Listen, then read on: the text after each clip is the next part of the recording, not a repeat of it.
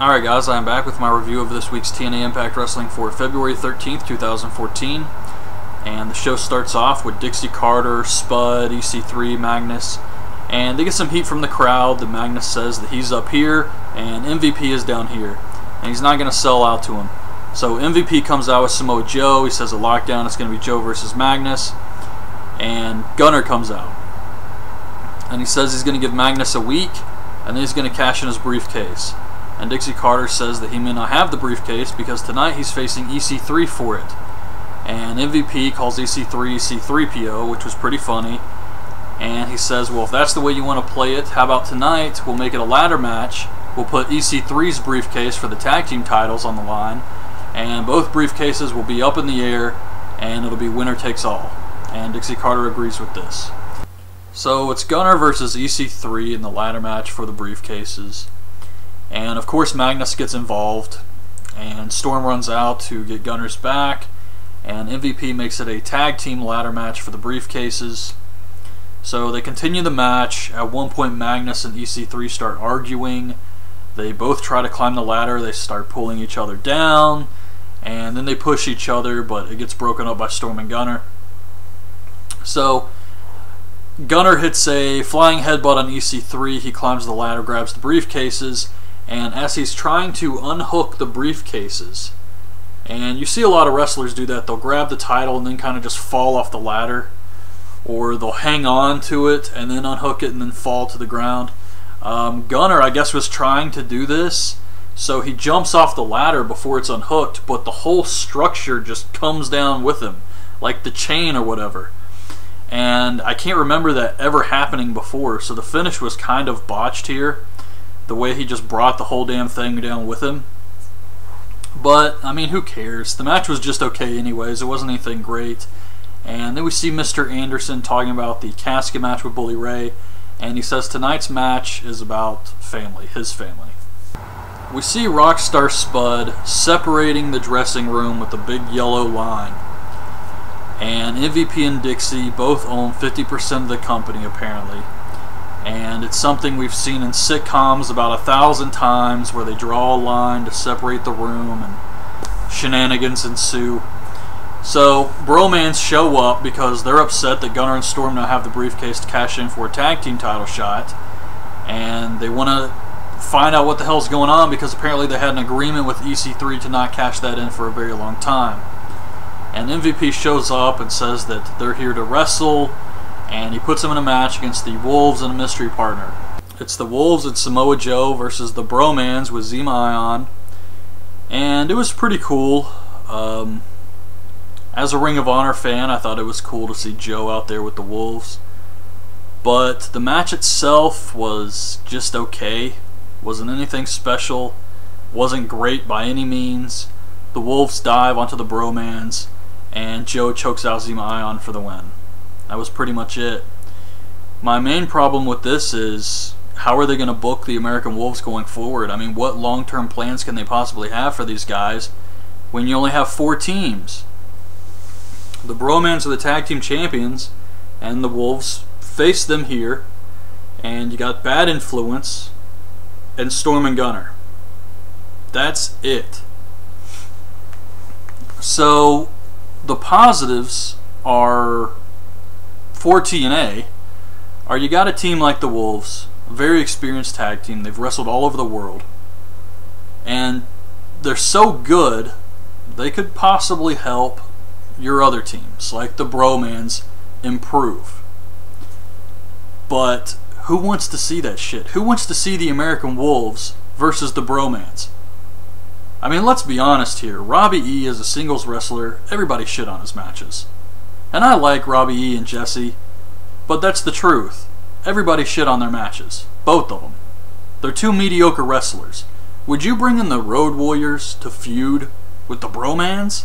And I'm not trying to compare the Wolves to the Road Warriors, but that's how it feels. You have a well-established tag team that's been all over the world, has been known to have amazing matches, and you bring them in and they're wrestling Jesse and Robbie E?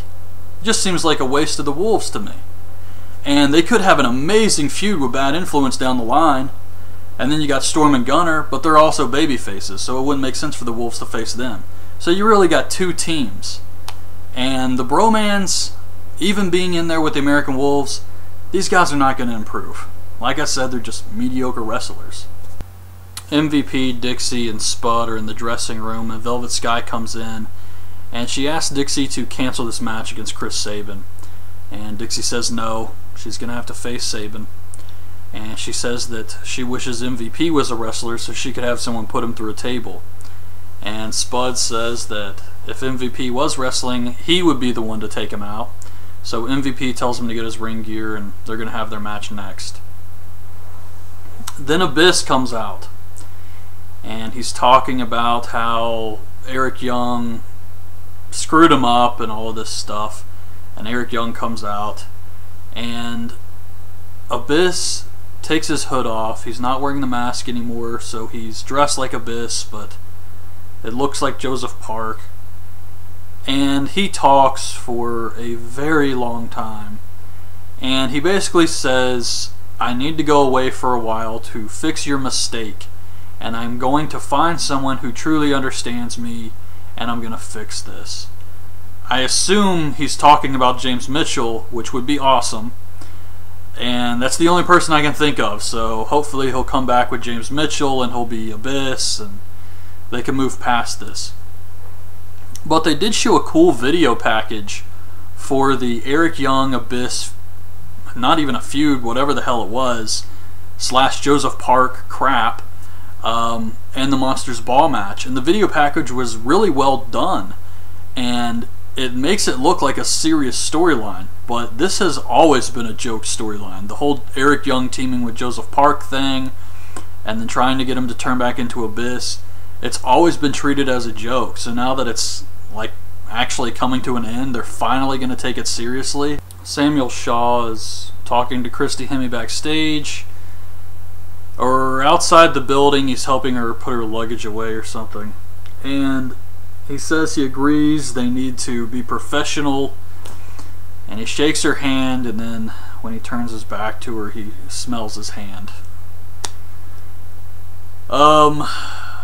Then it's Rockstar Spud versus MVP. MVP throws Spud up into the air, hits the ball and elbow, and a kick to the head for the win. That was it. So then we get the Willow video, and I was watching this on TV, and I was thinking, wow, this is kind of a cool character. This is different. Is that fucking Jeff Hardy? Yeah, it is Jeff Hardy. So Willow is Jeff Hardy, and I do like the character, so I'm willing to give him a chance and see if he can actually do something good with this. But I would definitely prefer it if it was a new wrestler. Knowing that it's Jeff Hardy has hurt my perception of the character already. Instead of this unique, original character, I just feel like it's Jeff Hardy out there playing the Mad Hatter.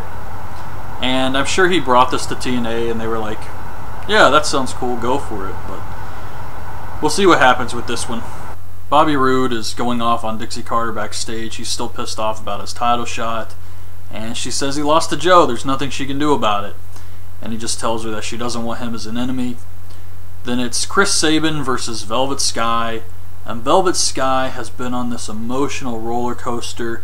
She's so upset, she's distraught that she has to wrestle her ex-boyfriend, so she comes out smiling and waving to fans. And she's supposed to kick Sabin in the balls, but she botched it, I guess, because she kicks him in the knee, and he's like, why did you kick me in the knee? So she kicks him in the balls, and he's wearing a cup. And he takes it out, and he turns his back to her, and she low blows him. She starts going off on him, and some huge woman runs out, throws Velvet off of Sabin, puts her in a full Nelson and shakes her around, and then Sabin dances around the ring. Then we see Bully Ray in Anderson's dressing room. He calls Anderson's wife, says he's sending him home in a coffin. And then we see Bobby Roode backstage. He's all depressed now. He says, I lost. It's over. I can't deal with this anymore. I need to go home and think. And the security removes him from the building. The main event is Ken Anderson versus Bully Ray. And I like this match. The only thing I didn't care for, the only lame part about this match was the casket.